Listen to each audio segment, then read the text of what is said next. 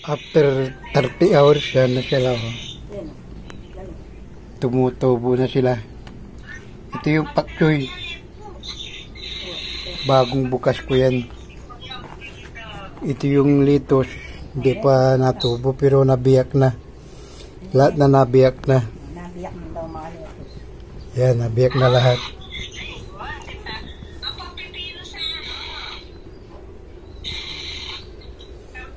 I-try natin tong litos kasi ito matagal na to eh. Yan. Pero lahat na nabiyak na. Yan. Ito yung sibuyas. Yan. Ito yung pak choy. Yan, tumutubo na.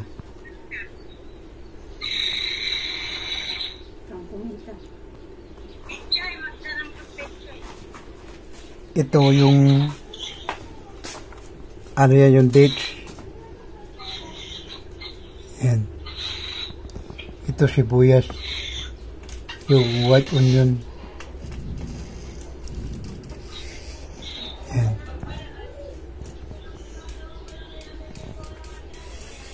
Sari-sari yung tatanim ko ngayon. Yung iba hindi ko pa tinanim. Hindi ko pa pinula. Para hindi mabitin sa ano sa pagtataniman kasi wala pa. Yan. Sulit yung pagkakunang kukupit ni ano ko lang yan, nilagyan ko lang ng mainit yung kumukulong tubig. Yun ang ginawa kong pagdisinfect. Pero sulit naman, oh, tumubo din to. Ganun ang ginagawa ko yung ano, hindi ko na pinapakuluan. Yung tubig lang ang pakukuluan ko. Tapos ibubuhos na mainit.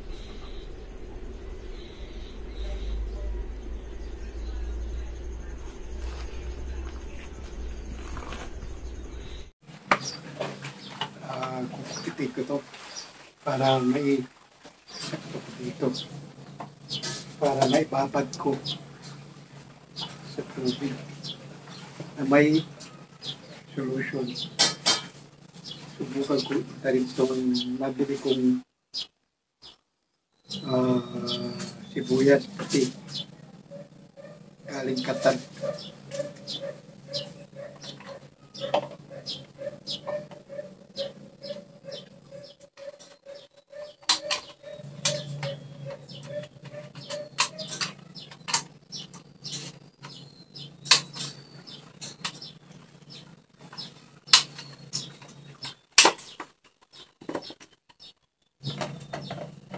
Sakto.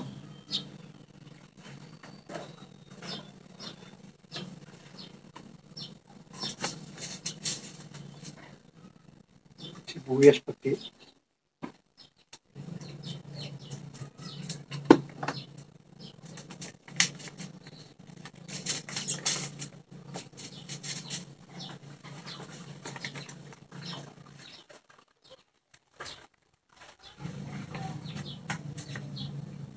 Dami.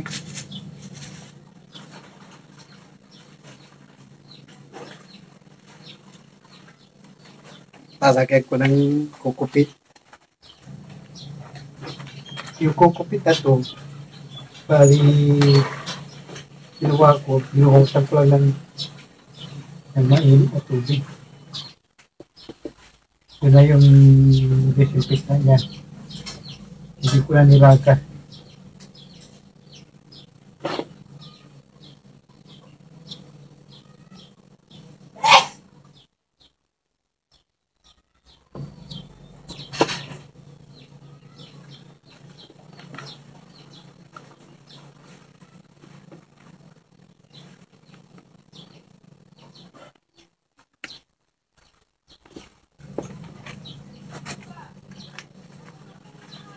Subukan natin ng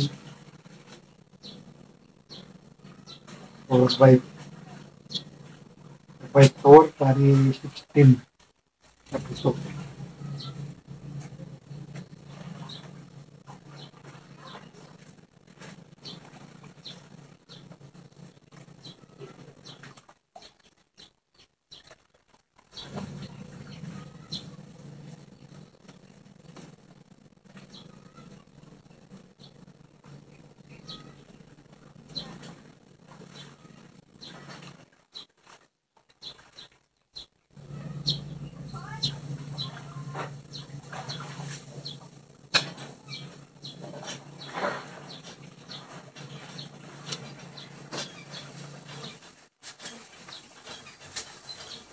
Pero dami.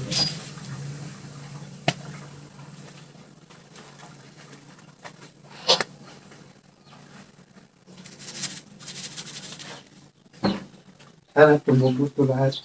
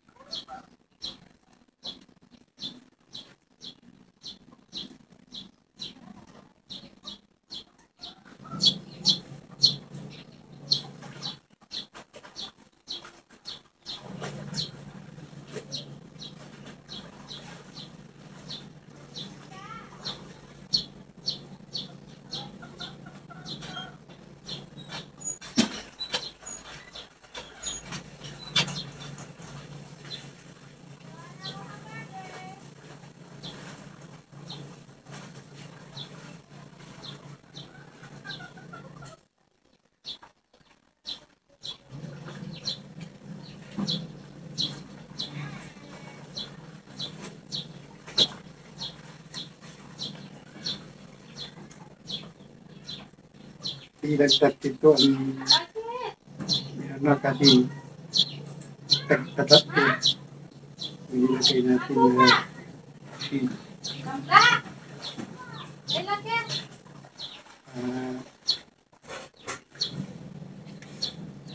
marami yung natin.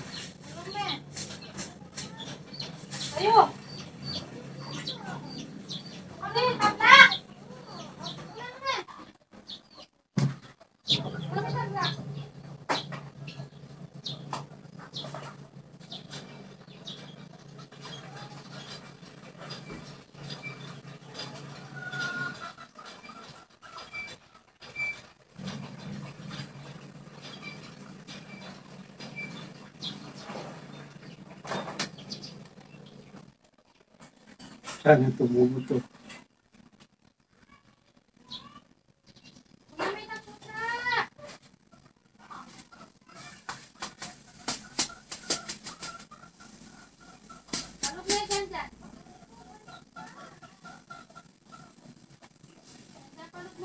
Ito yung pinalo kong bali ang laman nito 6.6 liters. Tapos sinaluan ko ng 7 ml. 7 ml na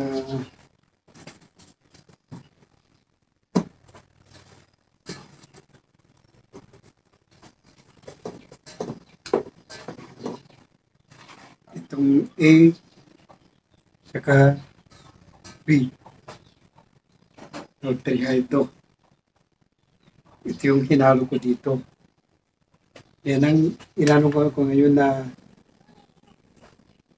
antimano agad nilagyan ko ng solution yung kinamihan kong tubig. Yun ang ginawa ko.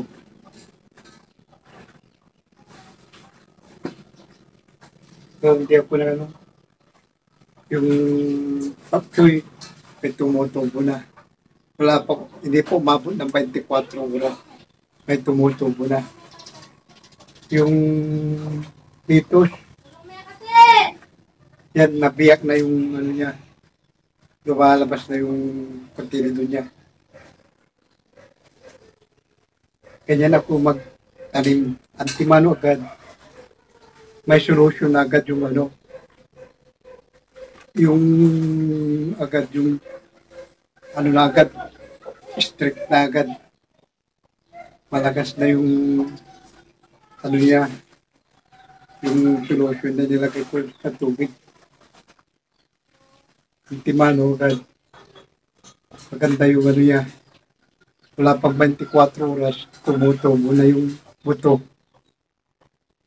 Yung pagkoy nabili ko sa SM, yung lettuce, nakaraan pa binigay sa akin. Yun, tumutubo, ano pa, basag na yung ano niya, tumutubo na. Bukas, makikita nyo naman, bali, pangatlo nilang,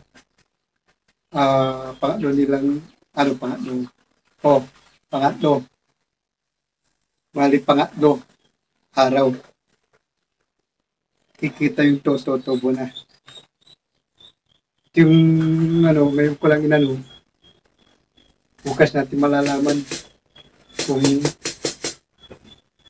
mayroon na tutubo. Pag tumubo, maraming sibuyas.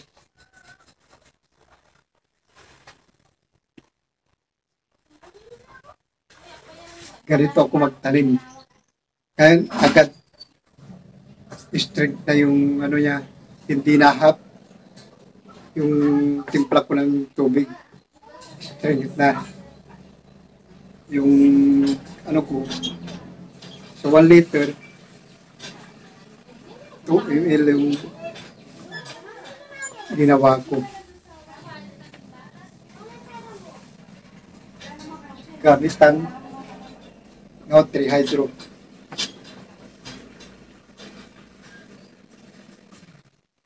Nutri-Hydro. Ito yung gamit ko.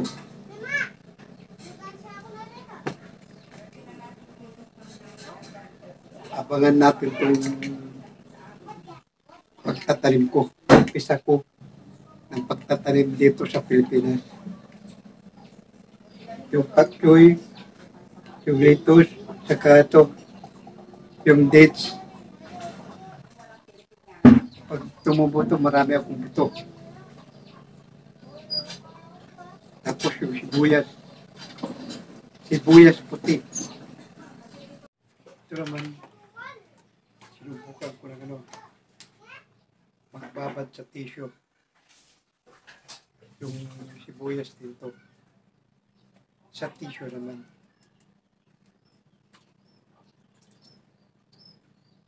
Polos rin na nito.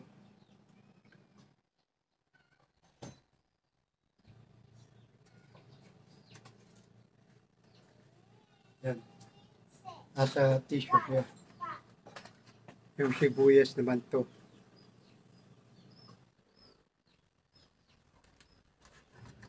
Ilalagay ko sa, tatakpan ko tapos ilalagay ko sa madilim na parte.